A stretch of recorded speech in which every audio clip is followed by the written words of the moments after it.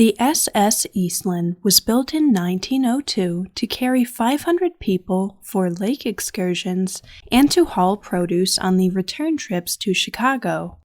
The boat had no keel, was top-heavy, and relied on poorly designed ballast tanks to keep it upright. Repeated modifications increased the vessel's speed and passenger capacity and made it less stable. Then, the 1912 sinking of the Titanic gave rise to the passing of the Federal Seamen's Act in 1915. The law required the retrofitting of a complete set of lifeboats on the Eastland. During the debate over the bill, the general manager of the Detroit and Cleveland Navigation Company had warned that some Great Lakes vessels would turn turtle if you attempted to navigate them with the additional weight on the upper decks. Despite this warning, by July 1915, the Eastland, which had been designed to carry 6 lifeboats, was carrying 11 lifeboats, 37 life rafts, and enough life jackets for all 2,500 passengers plus crew. Most were stowed on the upper decks. No tests were conducted to determine how the additional weight affected the boat's stability.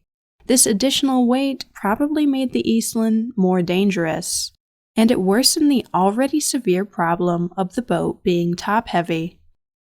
Early in the morning in downtown Chicago, Illinois, on Saturday, July 24, 1915, the air was filled with anticipation and excitement. The weather was cool and light rain fell. Thousands gathered along the Chicago River for Western Electric's 5th annual employee picnic. More than 7,000 tickets had been purchased for the day-long festivities. The employees worked in Cicero, Illinois. The SS Eastland was part of a fleet of 5 excursion boats assigned to take Western Electric employees, families, and friends 38 miles across Lake Michigan to Michigan City, Indiana. The steamship was set to head east along the Chicago River to Lake Michigan and then south to Michigan City. The Eastland was to be the first boat leaving that morning. It was docked at the Clark Street Bridge on the Chicago River. Michigan City, Indiana, was the ideal location for the employee picnic. Michigan City is home to the Lakefront Washington Park, which at the time reportedly offered various attractions including a roller coaster, electric merry-go-round, dancing pavilion, picnic grounds, baseball park, bathing beach with bathhouses, bandstand, bowling alleys, and a photo studio. The picnickers were predominantly young singles, and many saw it as an opportunity to meet other eligible singles. The women dressed in wide-brimmed hats, long dresses, stockings, corsets, and fancy boots. The men dressed in their Sunday best. In the early 1900s, employees worked a 6-day work week, so for many, a day at Washington Park meant a day off of work to be enjoyed by nothing more than rest and relaxation. People enjoyed the wooded sections of the park and engaging in peaceful conversation with their coworkers, friends, and neighbors. Many of the picnickers wanted to be on the first ship to depart. They awoke early with excitement. "We got up at 4:30 in the morning," wrote Mrs. C.C. Kelly, "and left our house at 5:40 to get the 6 a.m. train so as to get to the boat and get good seats." At 6:30 a.m., passengers began boarding the Eastland in preparation for the 7:30 a.m. departure. Boarding of the ship ran at a rate of about 50 passengers per minute. Soon, the 2,500 passenger capacity was reached. The ship was packed with hard-working people, mostly immigrant families. As a steady drizzle began to fall, many of the women, especially those with young children, took refuge below the deck. In the main cabin, a band played for dancing. On the upper deck, passengers jostled to find seats or leaned against the railing, calling out to arriving friends. As the crowded ship began swaying back and forth from left to right, many thought it was a joke. But when the boat leaned over so far that the people began to slide across the floor, panic began. Not only did most passengers not recognize the impending disaster, the master of the Eastland, Peterson, failed to evacuate the ship. He sounded the alarm, but only after it was too late. Many passengers panicked and rushed to the staircases leading upstairs. Sadly, the staircases proved to be the worst single death trap for those passengers within the interior decks of the ship.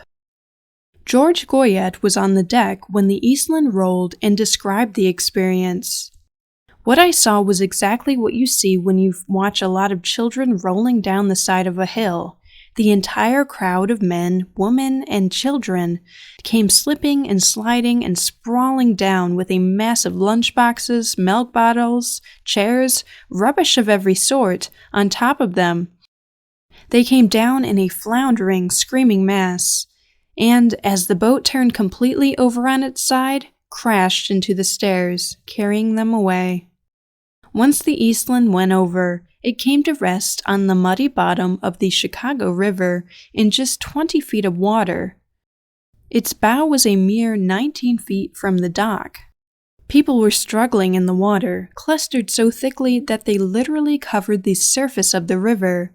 A few were swimming, the rest were floundering about, some clinging to a little raft that had floated free, others clutching at anything they could reach.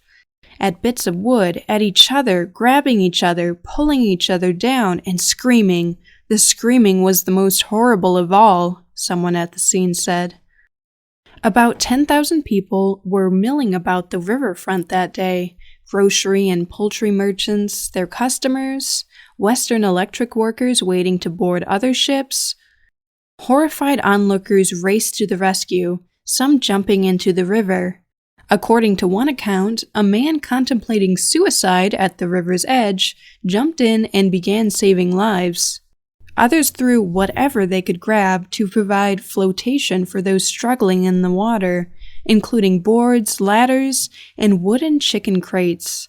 Some of the crates struck passengers in the water, knocking them out and putting them under. Parents clutched children and disappeared together beneath the brown water, or lost their grip and watched their children sink out of sight. Because the Eastland capsized so suddenly, no lifeboats or rafts were launched, but the crews of other nearby boats and tugs in the area responded quickly. Earlier that morning, the tug Kenosha had been tied to the bow of the Eastland in preparation for towing it out into Lake Michigan. Upon watching the Eastland roll into the Chicago River, the captain ordered his tug to be secured to the dock to form a bridge between the overturned hull of the Eastland and the safety of the dock. The Theodore Roosevelt, docked immediately to the east of the Eastland, was already boarding passengers for the picnic. It was scheduled to depart shortly after the Eastland. After the Eastland went over, pandemonium broke out on the Roosevelt as women and men screamed and fought to get off the ship and back to safety on shore. Several of the crew and passengers on the Theodore Roosevelt joined in on the rescue efforts and threw dozens of life preservers into the river. Many other smaller boats that arrived at the scene became floating hearses. As bodies were pulled from the river, they were placed on the decks and covered, later being transported to shore to be transferred to one of the makeshift morgues. Several heroic volunteer divers assisted the policemen and firemen on the scene, oftentimes going where even professionals would not go. Throughout the day and night, these divers entered the dark, murky areas of the ship, primarily in search of victims' bodies, yet hoping that they would find survivors. Those stuck inside the hull of the overturned Eastland were trapped in fear. Several welders working at nearby shops and job sites rushed to the scene with their welding torches to cut holes in the Eastland's hull. The trap tried to remain calm as hot steel rained down upon them. As the welders frantically worked to reach struggling passengers, they were met with resistance from Eastland Captain Peterson. He had objected to the work being performed by the welders and ordered them to stop cutting holes in the hull as they were ruining his ship. Those observing the spectacle called for the captain to be lynched or drowned. Police arrested Peterson and took him into custody, a move that likely saved him from the mob's intended actions. Dozens of passengers were freed once the holes had been cut through the metal of the ship, thanks to the efforts of the volunteer welders. As the day progressed and victims were pulled from the river, businesses donated the use of their vehicles to help transport the hundreds of bodies. The bodies were initially distributed among numerous locations, including the local businesses, hospitals, and undertaking establishments. Local stores, restaurants, and hotels opened their doors and offered blankets with hot coffee, soup, and sandwiches for survivors struggling to keep warm. Donated linens were also used to cover bodies. 844 people died that day, including 22 entire families. Some were killed instantly after suffering a blow to the head. Many drowned, and perhaps just as many were suffocated and crushed to death by the sliding people and falling debris. Of the passengers who died, 228 were teenagers, 58 were infants and young children, 70% were under the age of 25. 23 was the average age of those who died. Of the 175 women who went home as widows, 3 were pregnant. 84 men went home as widowers.